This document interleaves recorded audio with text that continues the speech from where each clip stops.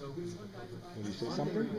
Oh, yeah, I'm going to. Yes? Okay. Go ahead. You ready? Yeah. Start.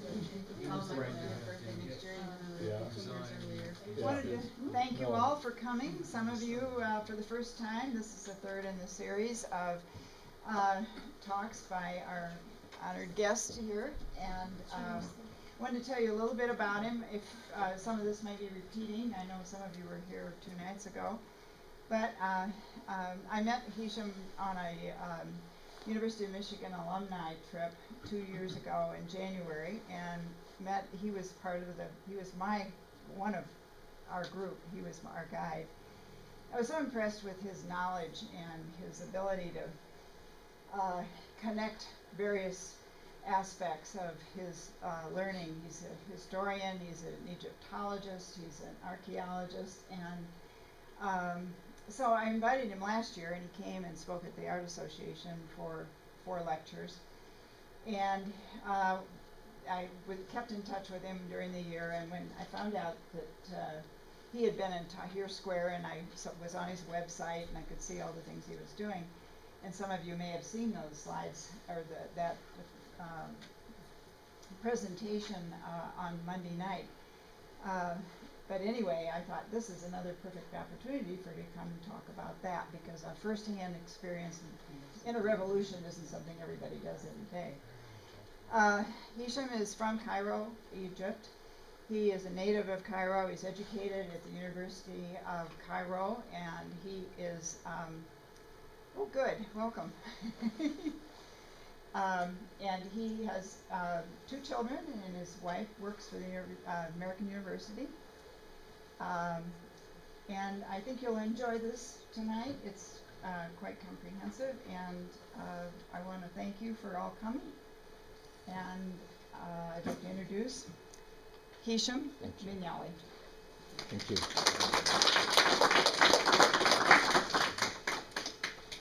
Right, once again, ladies and gentlemen, I would like to thank all of you for coming.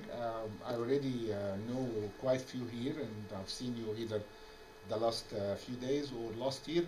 So I'm glad to talk today about something quite interesting concerning Egypt, concerning ancient Egypt, concerning Christianity. As I mentioned yesterday in my lecture about the Exodus, the Israelites in Egypt and the Exodus, and also in my first lecture about the revolution in Egypt, I mentioned that Egypt, because of its location in the heart of the Middle East, in the heart of the old world, played a magnificent role in the old religions, especially when it comes to Judaism and Christianity. Christianity, which was introduced to Egypt by St. Mark in the year 61 AD, who lived in Alexandria and died in Alexandria as well, was officially introduced by him in 61 AD, but I believe that Christianity was introduced long time before that, because Christianity as a concept, as an idea, has been always there in the heart and mind of the ancient Egyptians for thousands of years, which made the Egyptians ready to accept this religion and to influence and to introduce many things to the religion later on to the rest of the world. We don't miss also the fact that Jesus as a baby with Virgin Mary and Joseph the carpenter, the Holy Family, came to Egypt, spent quite long time in Egypt, between 3 and 4 years, of course going from a place to another, and of course they were met by lots of the Egyptians who heard about the birth of Jesus, and they were following the news of the Holy Family later on and what happened to Jesus, so they started comparing this story to what they already know about the birth and the divine birth and so on, as we'll see when we come through the slides. So when Christianity was introduced in the year 61 AD, the nation was quite ready to accept this religion. Yeah? The first slide actually I've chosen today is for Virgin Mary, and this is what I love to call the Egyptian Mona Lisa. And it's a beautiful piece of art. It's a beautiful icon, and it is actually displayed in one of the most beautiful Coptic churches in the heart of Cairo, which is the Hanging Church. The Hanging Church was built on the top of a Babylonian fortress, and it is believed to be one of the sites where the Holy Family was hiding while they were there in Egypt. So you can see, maybe because of the light here, but we have some angels here as well, and you can see Virgin Mary carrying baby Jesus. Here, ladies and gentlemen, we have two pictures just to have an idea and a comparison, because it will help us to understand how Christianity was introduced and accepted by the Egyptian society. In ancient Egypt, we had more than 2,000 gods and goddesses, and they had like local gods. They had gods of war, gods of love, and so on. And one of the most famous gods of ancient Egypt was Goddess Isis. You can see the statue of Goddess Isis here, and the baby on her lap was Horus, her son, while the other one is Virgin Mary and Jesus. What is the legend of Isis and Osiris? The legend of Isis and Osiris is talking about the beginning of creation. If I tell you the legend, you'll find it very similar to the story mentioned in the Old Testament of Adam and Eve. Yeah? Married, had the 4 children, 2 boys, 2 girls, and one of the boys will kill the other one, Cain and Abel. Very well-known story. In ancient Egypt, one of the most famous legends is the legend of Isis and Osiris. It's talking about the beginning of creation when the sky and earth were united. They were attached to each other. And then the god of air came to split them up, but they were married for a while and they had 4 children. They were the first 4 humans. Isis and Osiris, the boy and a girl, they married and they formed a couple. Seth and Nephthys, the second couple, and they lived in peace until something happened, and finally the evil brother Seth decided to kill the good brother Osiris. Yeah, we're not going into details, but he killed him. He put him in a coffin, threw the coffin in the Nile, and the Nile took it far away and disappeared. Then later Isis will find the body and then will put it somewhere safe to be found again by his evil brother, who decided to chop the body in pieces and scatter those pieces far and wide all over the country. Why? To make it impossible for Osiris' soul to come back to the tomb and recognize him for the afterlife. Yeah? Very evil. He deserves the title, the god of evil.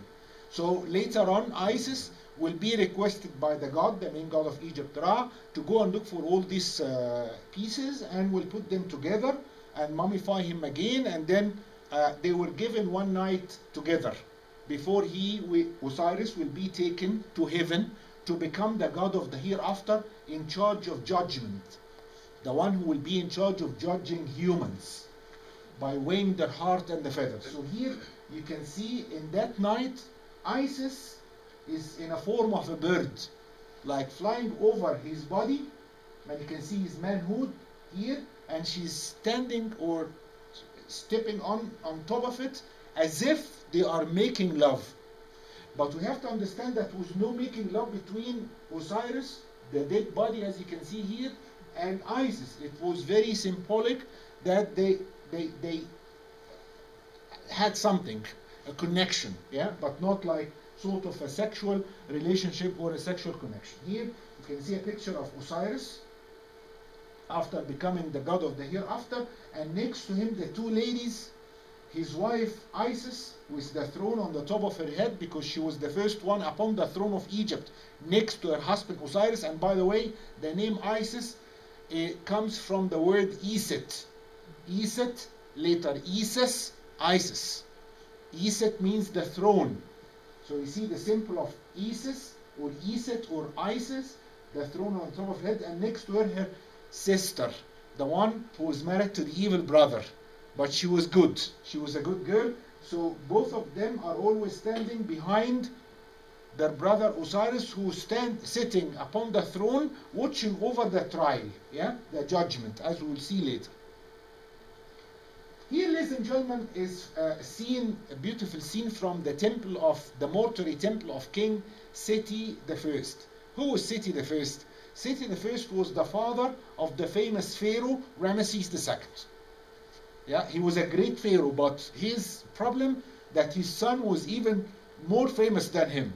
Yeah, so the quality of art of the temple is amazing, and it's located in a place called Abydos.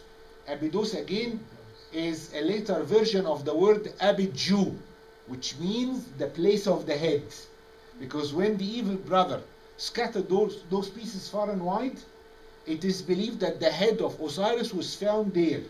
So there they built a temple for Osiris as the main cult of Osiris. The king Seti I is holding like a pillar, and we call it the Jed pillar. What is the Jed pillar? It's the backbone of Osiris, and it is representing the resurrection of Osiris from the dead.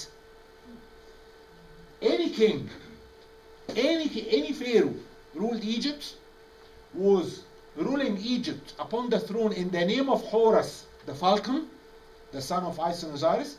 When he is dead, he will be mummified and taking the form of Osiris.